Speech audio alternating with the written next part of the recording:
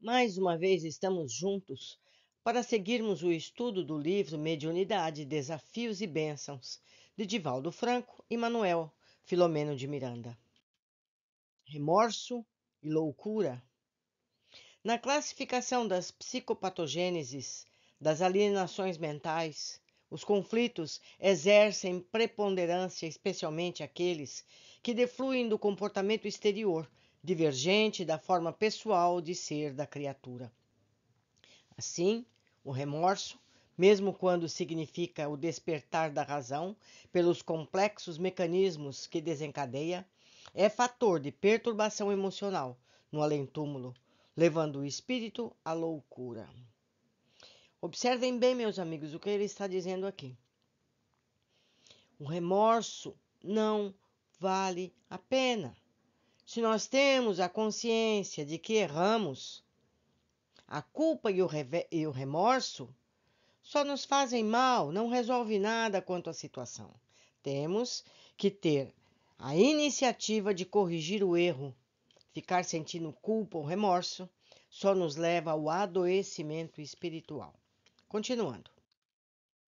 O desvestir-se da ilusão e simultâneo enfrentamento da realidade produzem choque psicológico que aturde mais gravemente quando o paciente espiritual dá-se conta dos prejuízos causados tanto a si mesmo como aos outros. Ações perniciosas que a seu tempo apresentavam-se como as únicas compatíveis com as ocorrências, traições venais que resultaram em prazeres rápidos, deixando lesados profundamente aqueles que as padeceram, planejamentos nefastos que redundaram em desgraça para os outros, subornos que corromperam ingênuos ou débeis morais, infelicitando-os, manipulações com objetivos inferiores que culminaram em alucinações ou homicídios nefandos, enfim, toda ação degradante que se consubstanciou em sofrimento desnecessário para o próximo, quando examinada pela leitura do remorso, converte-se em ácido a requeimar a consciência, que, desaparelhada de equipamentos morais elevados, desajusta-se, permitindo que se instalem no futuro cérebro físico as distonias da loucura a experienciar.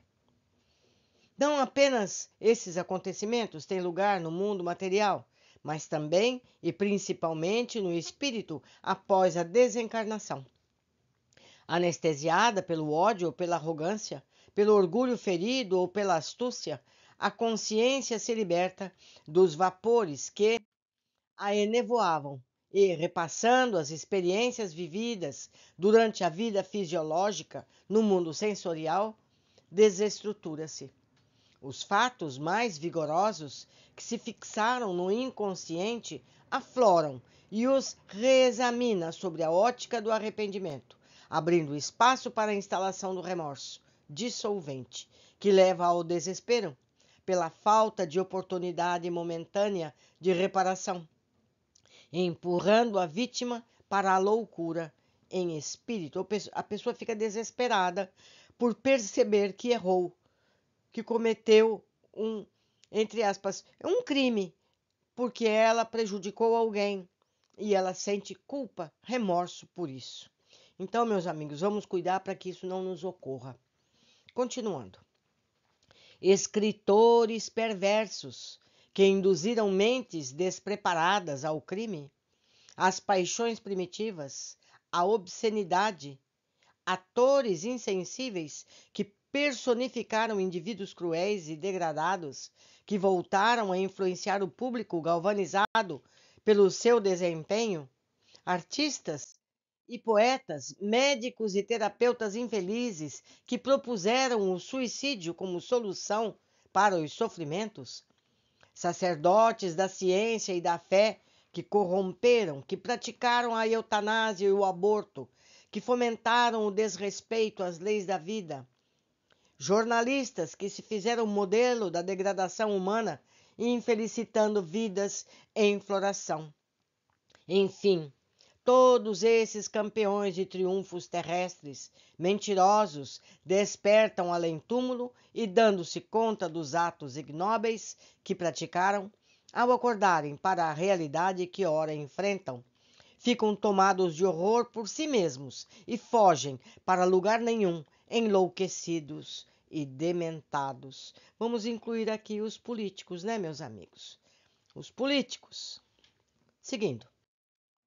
Isso quando não ocorre serem aguardados pelas vítimas que tombaram no fosso escuro e hediondo das suas propostas e tramas, apresentando-se-lhes dementadas ou com aspecto vil, acusando-os, ameaçando cobrar-lhes o desvario, desejando vingar-se, o que se lhes transforma em carga insuportável para os limites da consciência torpe que buscam anular no corredor da alucinação.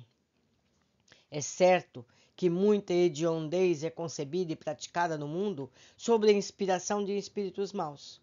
No entanto, convém ressaltar que essa ocorrência é resultado da afinidade, da sintonia que proporcionam àqueles que se lhes transformam em parceiros, quando poderiam optar pelo bem que se encontra em toda parte, assim como pela inspiração contínua que verte do alto em direção a todas as criaturas.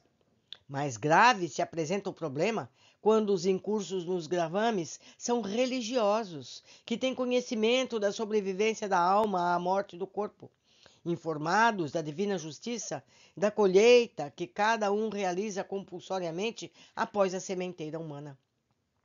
Os espiritualistas em geral, os espíritas em particular, quando se comportam irregularmente, mascarando os erros e os males que se permitem com bem urdida dissimulação e hipocrisia, mais rapidamente enfrentam os três vairios, transferindo-os de lugar vibratório, sem deles poderem fugir, desequilibrando-se ao recordá-los ao serem denominados pelo áspero remorso.